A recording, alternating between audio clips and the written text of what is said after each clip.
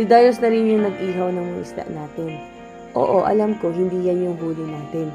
Kundi yan yung bigay ng kamag-anak natin. Kung makikita nyo si Jeyo nag-iigib kasama ang mga bata, yun ay dahil walang tubig sa gripo gawa ng sobrang init. Pinuno pa niya yung mga drum na yan.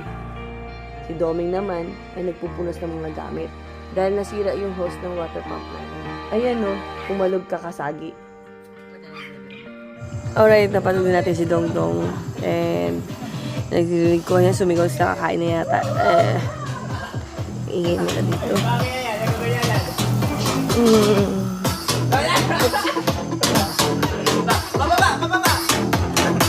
Hey!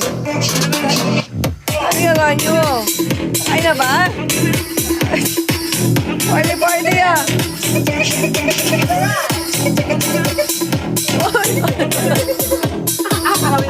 Ayun! Guys, kamusta? Ha? Kain na kami! Okay! Kain na kami! Ayos! Yung trip nitong isa, pambilang, manika na lang kulang. Manika na lang kulang.